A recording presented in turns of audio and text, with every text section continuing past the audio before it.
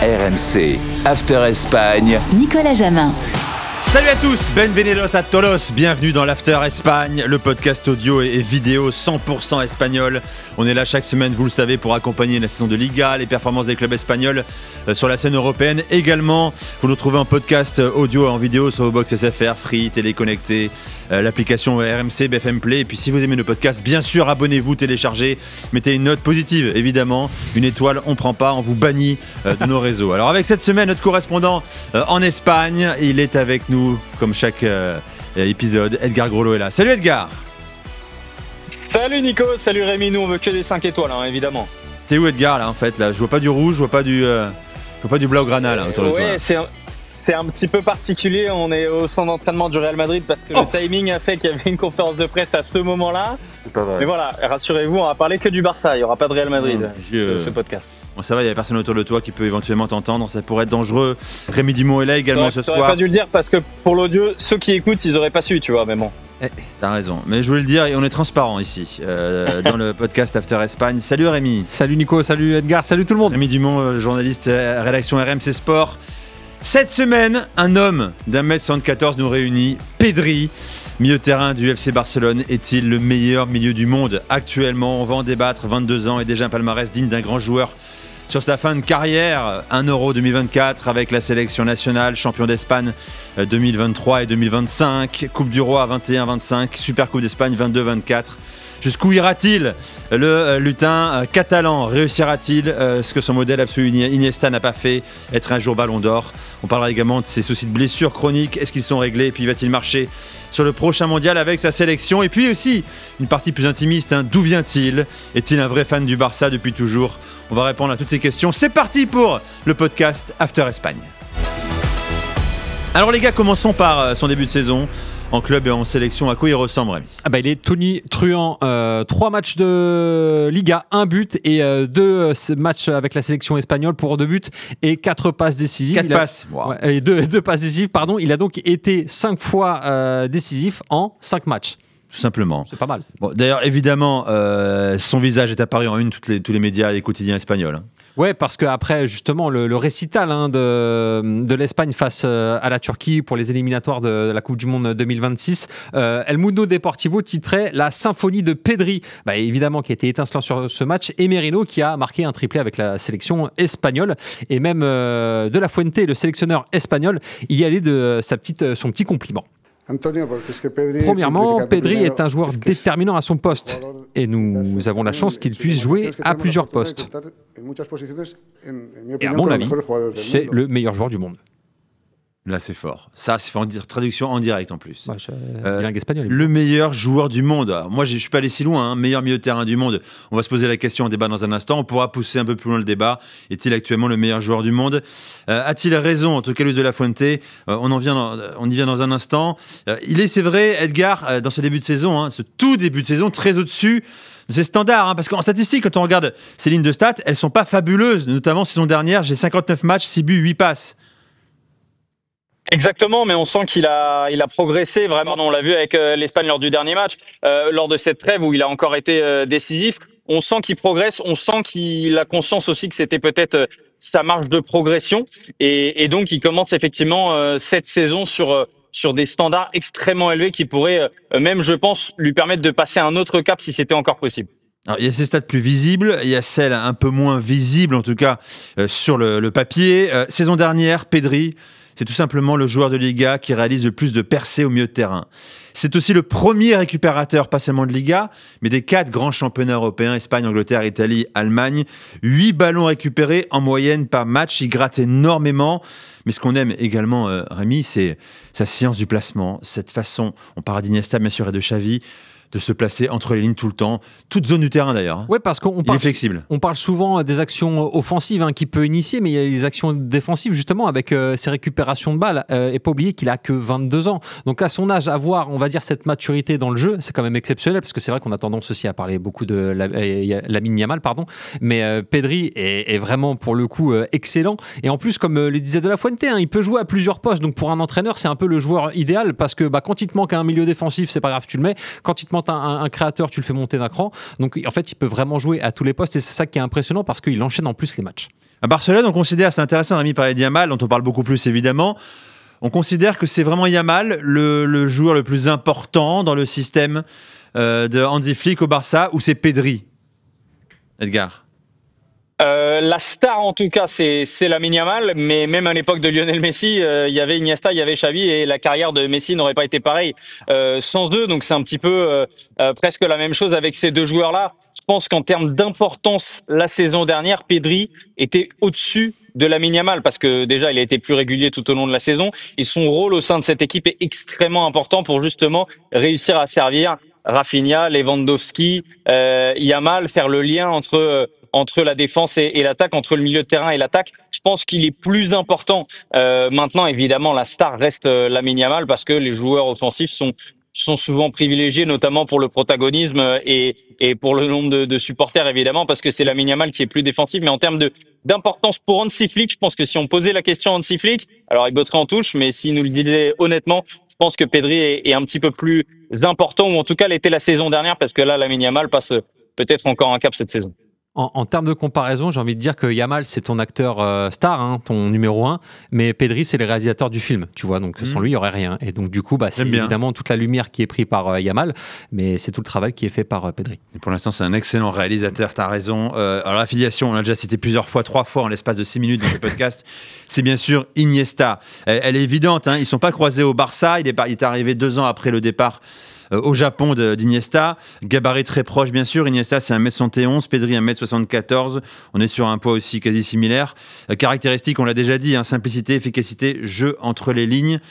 Il y a les numéros de maillot également, Rémi. Oui, parce qu'on sait que le Barça est très fort pour événementialiser chaque action qu'il peut faire. Et notamment sur les réseaux sociaux, c'était l'été 2024 où on voyait numéro 8 pour Pedri, 19 pour Yamal et 6 pour Gavi, comme Iniesta, Messi et Xavi à l'époque. Ça. Donc ouais, voilà, ils en ont joué forcément, hein, les community managers du Barça. Mais ce qui montre aussi... Ce sont leurs vrais numéros. Ce sont leurs vrais numéros. Ça veut dire qu'eux-mêmes assument la filiation en réalité. Quoi. Exactement. Ou peut-être que c'est le Barça qui a décidé ça, je sais pas. Mais... À mon avis, c'est le Barça, mais ils les ont appelés avant et ils n'étaient pas contre, j'imagine non plus, parce que d'un point de vue merchandising et puis aussi d'un point de vue, on va dire, purement noble, puisque beaucoup d'entre eux étaient leurs idoles. Donc c'est pour ça qu'ils ont pris les maillots, même si on tient bien à préciser que c'était à l'été 2024 et que depuis, évidemment, comme Messi, Yamal a lâché son numéro 19 pour le numéro 10. On est sensible au patrimoine, à l'héritage au FC Barcelone, il n'y a pas de hasard. C'est vrai qu'il s'est construit en regardant Iniesta, Pedri. Regardez cette déclaration de Pedri. Il revient à ses premières années en tant que jeune joueur de football. Je regardais souvent une vidéo d'Iniesta qui était mon idole et j'essayais de copier ce qu'il faisait dans la vidéo, comment il protégeait le ballon. Parfois, vous essayez de le copier, d'autres fois, vous avez du mal parce que c'est difficile, mais vous essayez quand même de le faire du mieux possible. Est-ce que à Barcelone, en Espagne, on parle beaucoup de la ressemblance troublante entre ces deux joueurs, Edgar ? Oui, et encore une fois, c'est bizarrement assez similaire avec la situation du Barça où on disait que Pedri, dans la tête des gens, forcément venait prendre la suite d'un Iniesta, d'un Xavi, de ces joueurs-là qui avaient porté l'équipe au milieu de terrain pendant plusieurs années. Et finalement, par rapport à la sélection espagnole, c'est la même chose. Là, on a une nouvelle génération dorée que tout le monde forcément compare à la génération, on va dire, 2010. Je voyais encore hier des médias espagnols essayer de faire un 11 combiné entre l'équipe de 2025 et l'équipe de 2010. Et Pedri est dedans. Pedri est dans ce 11 combiné dans la tête des gens parce que les gens ont conscience du niveau qu'il a atteint aujourd'hui et a conscience que ça aurait été un sacré casse-tête s'il avait été là déjà en 2010. Mais en tout cas, comme Lamine Yamal, c'est vu comme la relève forcément de cette sélection aussi au-delà du Barça. Tu l'as en tête, ce 11 combiné ou pas? Pedri, il était où par rapport à Xavi, Iniesta? Parce que là, ça va faire beaucoup de milieu de terrain. Et même Busquets. Hein. Et même Sergio Busquets. Il prend la place de Busquets. Faut faire un choix. Ou tu peux mettre un joueur un petit peu plus haut. Peut-être que tu peux mettre un Iniesta un petit peu plus haut. Et on triche souvent sur les 11 combinés quand même. Ouais, t'as raison, c'est un petit jeu. On aurait pu le faire également aujourd'hui. Tiens, Iniesta lui rend bien également. Hein. Voilà ce qu'il dit de Pedri en juin 2025. Hein, c'est il y a quelques mois seulement. Pedri est un bien meilleur joueur que Vitinha. Ne le comparez pas à Pedri, s'il vous plaît. Bon, évidemment, il n'est pas forcément objectif. Il est engagé, effectivement, parce qu'il porte le même maillot que lui, parce qu'on a parlé des similitudes troublantes entre ces deux-là. Nous, on va débattre, les amis. Même s'ils ont des caractéristiques différentes, hein, mais c'est vrai qu'on peut les comparer aujourd'hui. Vous considérez que Pedri, aujourd'hui, est un joueur plus accompli que Vitinha ? ou alors c'est très dur de les comparer, ils sont différents? Moi, j'ai envie de te dire que c'est différent. Après, Iniesta, il est bien gentil, hein, mais si Vitinha avait la nationalité espagnole, je suis pas sûr qu'il aurait eu le même propos. Après, faut pas oublier que, mine de rien, Pedri est quand même un tout petit peu plus jeune que Vitinha. Vitinha a 23-24 ans, il me semble. Donc voilà, il a déjà gagné pas mal de titres. Certes, il n'a pas encore gagné la Ligue des Champions comme l'a fait Vitinha avec Paris, mais on va dire que Vitinha a quand même beaucoup plus de joueurs de plus haut niveau que Pedri en a au Barça. Donc voilà, la comparaison elle est délicate, mais c'est vrai que entre guillemets ça se vaut. Et puis j'ai une petite préférence quand même pour Pedri. Pourquoi? Parce que il est plus jeune, parce que... là, quand tu fais du jeunisme, en fait. Toi, non, mais il a 25 ans, Vitinha, d'ailleurs. Voilà, 25 ans pour Vitinha, mais au-delà de ça, c'est plus que Pedri, il a gagné des titres aussi avec sa sélection. Enfin, alors, ok, Vitinha vient de gagner la dernière Ligue des Nations, mais Pedri a gagné l'Euro, et il a gagné les JO la même année. Tu te rends compte? Enfin, c'est pareil, en termes de succès, mais surtout de récurrence, c'est quand même fort déjà à son âge. Mais Vitinha, si on doit défendre le Parisien également, Edgar, il est plus efficace, notamment. Il marque beaucoup plus qu'un Pedri. Tu l'as dit, axe d'amélioration pour Pedri. Il a aussi un positionnement un peu plus haut sur le terrain que Pedri, Edgar. Et Vitinha, ça pareil, c'est une progression vraiment qu'on a vu. Le Vitinha, quand il est arrivé au Paris Saint-Germain, c'était pas du tout la même chose. On avait l'impression de voir Verratti bis devant les cages qui ratait des occasions très importantes. Il a vraiment progressé sur ce point-là. Je pense que la déclaration d'Iniesta ne se tient pas, non pas parce qu'il n'a pas le droit de penser que Pedri est meilleur que Vitinha, ça s'entend complètement, mais en disant qu'on ne peut pas comparer les deux. Évidemment qu'on peut comparer les deux. Évidemment, je pense pas que le monde d'écart entre les deux soit immense. Par contre, je pense que Pedri, ça fait plus longtemps qu'on le voit à un très haut niveau, même s'il a été irrégulier, notamment avec les blessures. Vitinha, il y a quand même une très très grosse progression sur la dernière saison qui fait que maintenant on le compare à des joueurs comme Pedri, alors que c'était pas le cas avant. Et donc c'est peut-être pour ça aussi que Pedri aujourd'hui sur l'ensemble de sa carrière est encore, je pense, légèrement devant Vitinha, même si en termes de niveau aujourd'hui, il n'y a pas un monde d'écart entre les deux. Allez, dans un instant, on raconte l'histoire de Pedri. Pourquoi est-il fan du FC Barcelone depuis son enfance alors qu'il a grandi à 2000 km de la Catalogne? Vous écoutez et vous regardez le podcast After Espagne. Vous le regardez bien sûr sur After Foot TV. Alors Edgar, d'où vient Pedri? Il est né, alors, je voyais ça à Tegueste. J'espère que je prononce bien le nom de cette petite ville de 10 000 habitants. Où ça se trouve? Pedri a tout simplement grandi sur les îles Canaries, donc c'est évidemment très très loin de Barcelone. Il a grandi là-bas, il a fait ses premiers pas après dans le foot de haut niveau à Las Palmas, mais toute sa famille était fan du FC Barcelone. Il avait même son grand-père qui avait créé une peña de supporters du FC Barcelone, donc et il avait le Barça et l'ADN du Barça un petit peu dans le sang, si je puis dire. Et d'ailleurs pour l'anecdote, et il en a reparlé récemment dans les médias espagnols, il avait fait des essais pour le Real Madrid, et lui, ce qu'il a confié à sa famille après, c'est qu'il se sentait pas bien avec ce maillot-là, que ça lui ressemblait pas, parce que lui a toujours été fan du FC Barcelone. Donc même s'il a grandi très très loin de l'Espagne continentale et de Barcelone tout simplement, il a toujours été proche dans son affection pour ce club-là, et c'est pour ça que il y a beaucoup de supporters barcelonais qui estiment presque que c'est un joueur de la Masia, que c'est vraiment un joueur de Barcelone. Alors, c'est marrant, c'est une histoire de transmission et d'héritage. Son grand-père, fan du Barça, tu l'as dit, la Peña Barcelonista de Tenerife, Tegueste. La famille Rodriguez, il s'appelle Pedri Rodriguez, est surnommée sur l'île les Catalans. Et tu l'as dit, notamment à 15 ans, été 2018, il file à Las Palmas pour commencer sa formation, malgré plusieurs propositions de clubs supérieurs. Les recruteurs du Barça sont venus le voir aussi, ils ont dit « Non, pas intéressant ». Génial ces histoires-là, pas intéressant. Alors, pourquoi pas, à 15 ans, c'est pas encore le Pedri qu'on connaît, ils n'ont pas dû déceler l'ADN du joueur, non, mais ça peut l'affiliation avec Iniesta à l'époque. Ouais, et puis ça peut faire penser aussi, entre guillemets, paradoxalement, à l'histoire de Messi avec le Barça, où il y avait les fameuses piqûres, entre guillemets, les soins pour qu'il puisse faire sa croissance comme il faut. Après, voilà, ça participe à la légende peut-être de la légende qu'il est en train de devenir au Barça, justement, où lui aimait ce club, le club n'en voulait pas vraiment, et puis finalement, il y a ce mariage qui se fait, et puis cette nuit de noces qui est en train de se dérouler avec tous les trophées. Alors, tu l'as dit, Edgar, le Real, en revanche, était venu avec ses scouts. Il le repère, il est pas mal, ce petit comme ça, et il l'emmène à laisser une semaine à Valdebebas. Sauf qu'à ce moment-là, il neige. Voilà, c'est en plein hiver. Exactement. Il fait que quelques entraînements. Ils lui ont dit qu'ils le contacteraient, mais jamais de nouvelles. Voilà, ghosté. Pedri, belle erreur encore une fois. Pedri, justement, on a reparlé il y a une semaine ou deux pendant la trêve, et lui, il a avoué quand même que quelqu'un au Real Madrid lui avait dit que ça allait pas le faire, tout simplement, qu'il n'était pas assez bon pour rejoindre le club. Et finalement, quelques années plus tard, évidemment, c'est Luis Figo qui a dit que s'il pouvait faire un échange un petit peu polémique entre un joueur du Barça et du Real, il aurait choisi d'amener Pedri au Real Madrid aujourd'hui. Bon, et puis tu l'as dit aussi, lui, il l'a révélé quand il a porté le maillot du Real, il a fait « je me sens pas bien là-dedans, c'est pas moi là ». C'est pas moi. Et alors, il part à Las Palmas, tu l'as dit, il fait une première saison d'abord de formation et très vite, il intègre la saison suivante l'équipe professionnelle. Il y a le secrétaire de Las Palmas, un club de Liga 2, qui dit « Je l'ai vu jouer pour la première fois à 15 ans, nous avons décidé de faire intégrer l'équipe première. Nous n'en croyons pas nos yeux qu'un joueur de cet âge puisse faire ce qu'il fait. Nous savions qu'il avait un énorme potentiel et qu'il pouvait atteindre le sommet.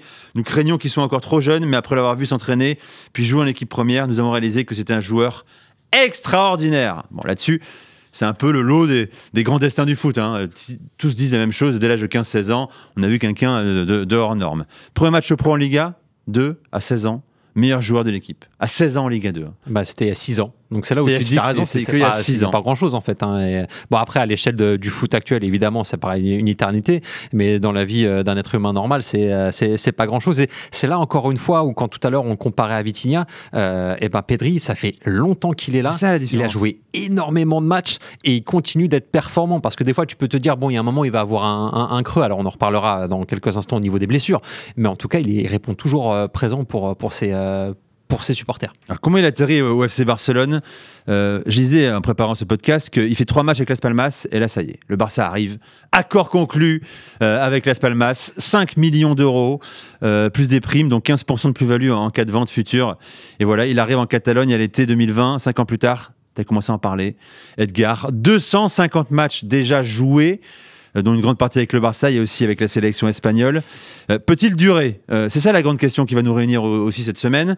Est-ce qu'il est le symbole d'une génération sursollicitée, déjà blessée à plusieurs reprises, Rémi ? Oui, il ne faut pas oublier que la fin de l'Euro 2024, il ne la joue pas parce qu'il est touché au genou. Puis là, encore une fois, c'était au ligament, donc il ne s'est pas fait les croisés, mais voilà, ça pouvait être une blessure importante. Et là, on a l'impression qu'il n'a jamais été blessé, parce qu'on a vu la saison qu'il a faite la saison dernière, et puis là, il est reparti. Enfin, voilà, il y a beaucoup de choses qui montrent que, évidemment, la blessure, c'est une des grandes raisons pour laquelle les joueurs au gros potentiel ne percent pas vraiment. En tout cas, lui, il a l'air d'avoir la tête sur les épaules, d'avoir déjà une maturité extrêmement grande pour son âge. Là, on voit les matchs manqués là, que tu as préparés. Alors, c'est pour le coup, c'est Edgar qui a relevé cette stat, mais c'est vrai qu'on regarde, plus ça va, en fait, moins il loupe de matchs. 41 matchs manqués en 2021-2022. Voilà, c'est des stats à la Abu Dhabi de l'époque, quand il jouait, malheureusement, mais on voit que la saison dernière, il a loupé que 3 petits matchs, donc on voit l'évolution, et en même temps ça coïncide aussi avec le retour en forme du Barça, donc il n'y a pas de secret quelque part. Qu'est-ce qui s'est passé ? Pourquoi il y a une telle évolution ? C'est vrai que longtemps on s'est dit Pedri a un potentiel fou, Edgar, mais il est beaucoup trop utilisé, essoré par le FC Barcelone, et il a l'air sujet aux blessures, physique fragile. Qu'est-ce qui s'est passé depuis ?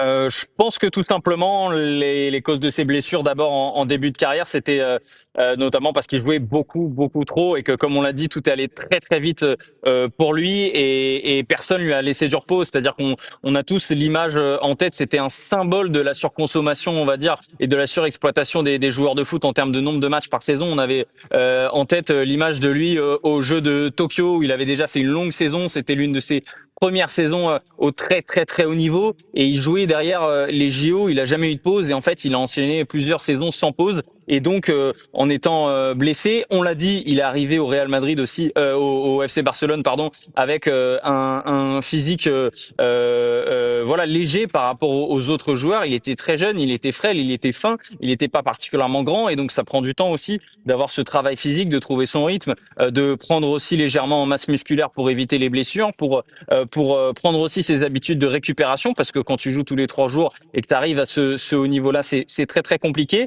et j'ai l'impression qu'il a vraiment trouvé maintenant le bon équilibre cette saison. En début de saison dernière, honnêtement, on le voyait être très performant, mais on avait tous en tête ce truc de se dire oui, bon, bah, il est excellent, mais dans 2, 3 semaines, peut-être qu'il va se blesser et peut-être qu'il va pas être là pendant 2 mois. Et finalement, il a réussi à passer ce cap de régularité aussi de niveau parce qu'il avait cette régularité à son niveau physique, parce qu'il avait la condition physique qui lui permettait justement d'enchaîner les matchs. Et je pense que voilà, ce sont des choses aussi qui s'apprennent avec le temps. On apprend à connaître son corps et c'est clairement ce qu'a réussi à faire Pedri. Et maintenant, on pense plus du tout à lui comme un joueur qui se blesse souvent.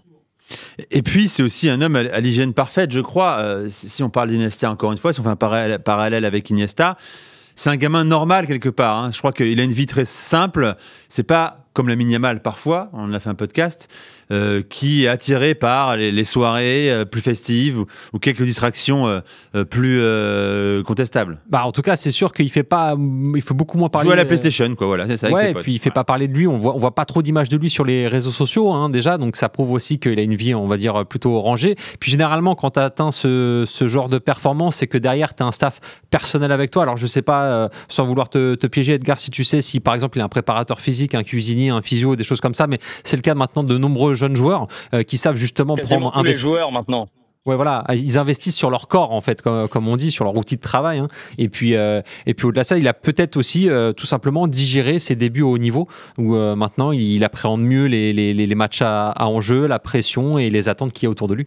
Il est comment Pedri, l'homme, le garçon Pedri, Edgar? Mais comme tu disais, c'est pas quelqu'un qui fait beaucoup de vagues, c'est quelqu'un qui a la réputation d'être un garçon très très calme, très souriant, qui apporte du positif à un vestiaire, mais sans être forcément celui qui ramène l'enceinte et qui la pose au milieu du vestiaire pour mettre du Maître Gims ou du Morad. C'est quelqu'un d'assez discret, mais qui j'ai envie de dire presque représente aussi la mentalité qu'il y a eu au début des années 2010 au FC Barcelone, c'est-à-dire de l'humilité, c'est-à-dire de ne pas arriver avec une voiture flashy à l'entraînement. On se souvient des règles qui n'avaient pas plu à certains comme Zlatan Ibrahimovic à l'époque. C'est quelqu'un d'assez discret et c'est aussi, je pense, pour cette raison qu'il est très aimé en Espagne parce que c'est presque, on va dire, le gendre idéal. Pedri, voilà, en tout cas dans l'image qu'il renvoie, qu'il donne, c'est quelqu'un qui est beaucoup aimé de tous et même les Madrilènes aujourd'hui ont pas un mot négatif à dire sur Pedri.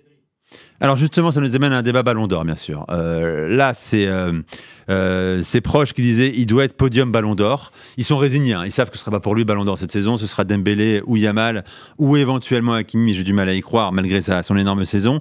On parlait notamment de ses stats. Hein. Certes, c'est un joueur comme Iniesta, comme Xavi à l'époque, qui n'ont jamais été auréolés d'un Ballon d'Or hyper important, régulateur, métronome du jeu barcelonais, champion d'Espagne la saison dernière. Qu'est-ce qui lui manque encore pour être Ballon d'Or ? C'est une star, oui, mais elle n'est pas clinquante. Les stats ne sont pas clinquantes non plus. Est-ce que ça, il va le payer toute sa carrière ? Peut-être pas, parce que s'il gagne la Ligue des Champions cette saison, le championnat et pourquoi pas la Coupe du Monde, là ça va être difficile d'aller le chercher. Sauf que le problème, c'est qu'il a la même nationalité que Lamine Yamal. Donc forcément, si lui gagne ces trophées-là, ça veut dire que Lamine Yamal aussi.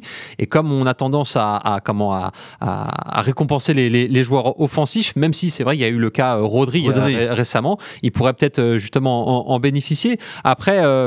Comme on disait, c'est peut-être aussi son image entre guillemets un peu trop lisse, parce que c'est vrai que là où Lamine Yamal va faire des teintures et des coiffures un peu étranges, lui va avoir une dégaine de mec de 40 ans, marié, avec des enfants, rangés comme il faut. Donc ça peut peut-être en pâtir. Mais les de 40 ans mariés vont bien le prendre. Non, mais je les compare à Pedri, quoi. Mais non, mais ce que je veux dire par là, c'est que Iniesta et Xavi ont eu une carrière exceptionnelle, mais leur image peut-être un peu trop lisse ou un petit peu moins bankable que d'autres Ballons d'Or, c'est retourné contre eux. Aussi parce qu'il y avait Messi et Ronaldo et l'alternance, évidemment. Là, il y a Yamal. Écrasé. Là, il y a Yamal. Et comme tu dis, il y a Dembélé, peut-être Mbappé. Vas-y. Donc, tu peux pas avoir un titre en plus par rapport à lui. Et là où Xavi ou Iniesta pouvaient jouer sur le fait, par exemple, de gagner une Coupe du Monde et pas Lionel Messi. Et encore, même ça leur a pas suffi à remporter le Ballon d'Or. Là, c'est quand même compliqué. Quand tu as Yamal dans tes deux équipes, à part blessure ou baisse de régime de Lamine Yamal, c'est quand même difficile d'imaginer un Pedri Ballon d'Or aujourd'hui. Bon, effectivement, lui, en tout cas, il adore que Rodri ait eu le Ballon d'Or. Il adore le retrouver aussi en sélection. On verra comment celui-ci va revenir avec City et avec la sélection espagnole. Voilà pour cet épisode consacré à Pedri. Qui joue ce week-end, mon cher Edgar ? Valence.